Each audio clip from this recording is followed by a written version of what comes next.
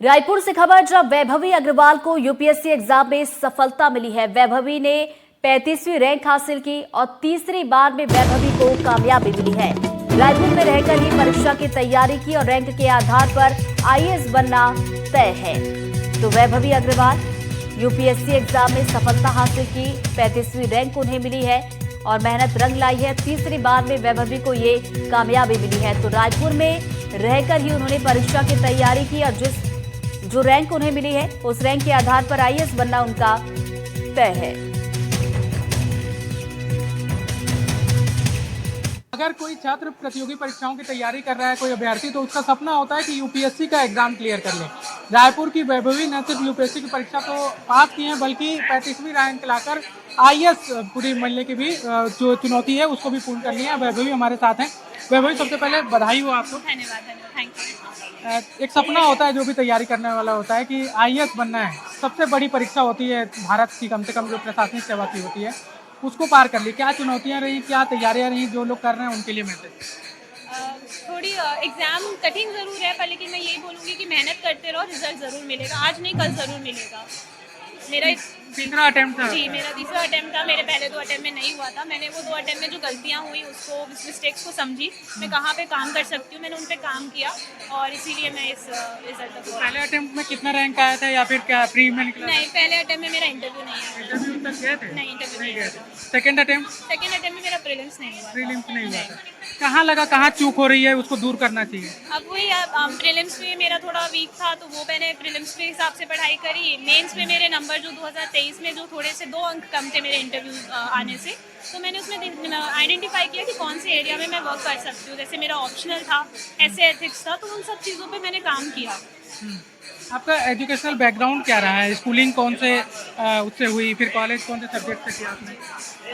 मेरा स्कूलिंग मेरा यही रायपुर से हुआ है 12th तक। फिर उसके बाद मैंने कॉलेज आईआईटी मुंबई से करा है, इंजीनियरिंग करा है मैंने। जी, बीटेक एमटेक। मतलब आईआईटी के बाद आप आईएएस मुंबई पवई से? पवई की एक आईएएस भिलाई की भी है, सिमीकरण, उनका भी मैं इंटरव्यू कर रहा था सौभाग्य से। जब वो पास हुई थी तो उनसे एक सवाल हुआ था इंटरव्यू में, जब वो बताई थी कि जो इंटरव्यूअर थे वो पूछ रहे थे कि आईआईटी पवई में बहुत सारे जानवर घुस जाते हैं, गाय भैंस कैसे घुस जाते हैं। उनका जवाब था कि पता नहीं, हमको तो वहाँ घुसने के लिए कड़ी परीक्षा देनी पड़ती है। आपको भी इस तरह से कुछ हुआ था इंटरव्यू के दौरान? इंटरव्यू में तो ऐसा सवाल नहीं पूछा गया था हमसे। क्या ऐसा सवाल था जो आप थोड़ा सा शेयर करना चाहेंगे? कोई रोचक ऐसी बात हुई हो इंटरव्यू में? इंटरव्यू में एक क्वेश्चन जो बहुत इंटरेस्टिंग था, मैंने साड़ी पहनी थी, हमारे छत्तीसगढ़ की एक ट्राइब की आर्ट बनी हुई थी उसमें, तो उन्होंने मुझसे पूछा कि आपकी जो साड़ी में ये आर्ट बना हुआ है क्या चीज़ का है। तो मैंने बताया हमारी जो मुरिया ट्राइब है छत्तीसगढ़ की, उनका वो ट्राइबल आर्ट है, तो वो चीज़ मैंने बताई थी उनको। तो उन्होंने, मेरे को लगता है ये सबसे बड़ी। अच्छा, मेरी आपके पिताजी से भी बात हो रही थी। उनका कहना था कि मतलब काफ़ी समाज सेवा के सेक्टर में आप काम करने की इच्छा रखती थी।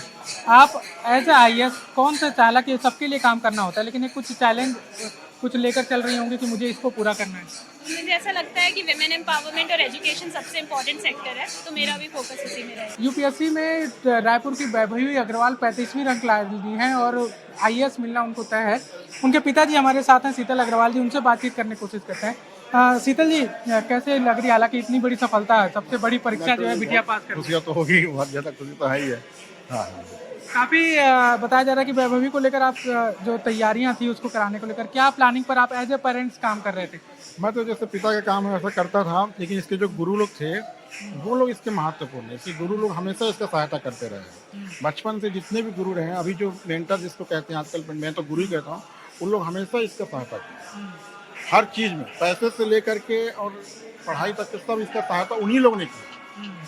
आपका व्यवसाय या क्या? मेरा फैक्ट्री है, मैं खीला बनाता हूँ, बाइंडिंग बनाता हूँ। मैं मेरी फैक्ट्री में पैसे की मेरे को ऐसा कोई तकलीफ नहीं है, लेकिन फिर भी इसके गुरु लोग खुद ही अपना इंटरेस्ट लेके इससे काम करते हैं। अमूमन देखा जाता है कि आप लोग का जो फैमिली बैकग्राउंड है वो बिजनेस बैकग्राउंड। बिटिया को कब इच्छा हुई कि इतनी बड़ी परीक्षा की तैयारी करना है, और आपसे कब साझा की इस बात को? पिताजी भी जो थे ना, अधिकारी थे, सीएसईबी में अधिकारी हैं, थे, अभी रिटायर हो गए हैं। तो शुरू से शौक तो इनको था अधिकारी रहने का, तो उस हिसाब से, और इसके हमारे संग जो फैक्ट्री में लेबर रहते थे उनको देखती थी, तो ये उनके संग काम करती थी, और वो तो शौक था कि लेडीज़ लोगों का सहायता करना चाहिए, एक प्रकार का माहौल था उसके मन में। तो महिला लोग के लिए बहुत ज़्यादा ये रहती है, तो उस हिसाब से काम करती थी, तो इसका शौक था ये कि मैं करूँगी कुछ ना कुछ महिला लोग के लिए। तो इसको भगवान ने रास्ता दे दिया, उस रास्ते में चल पड़ी। बिटिया से क्या उम्मीद लग रही है देश के लिए या समाज के लिए, क्या उम्मीद है? समाज के लिए, खासकर से महिलाओं के लिए और शिक्षा के लिए इसका हमेशा से इसके ध्यान है इसका, और ये करना चाहता हूँ। उम्मीद है बहुत बढ़िया करेगी। क्या संदेश है पिता लोगों के लिए जो बेटियों को अच्छी शिक्षा देना चाहते हैं, या जो एक बेटियों को शिक्षा को लेकर एक पिता के नाते आपका क्या संदेश है?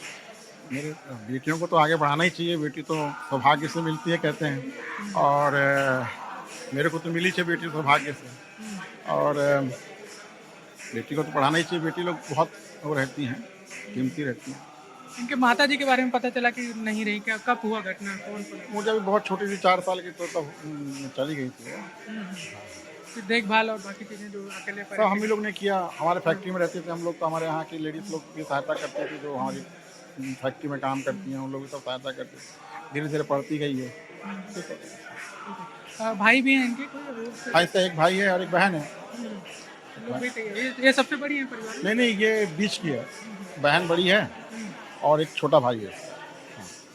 चलिए, तो ये शीतल अग्रवाल जी हैं जो बता रहे थे कि कैसे वैभवी ने तैयारी की।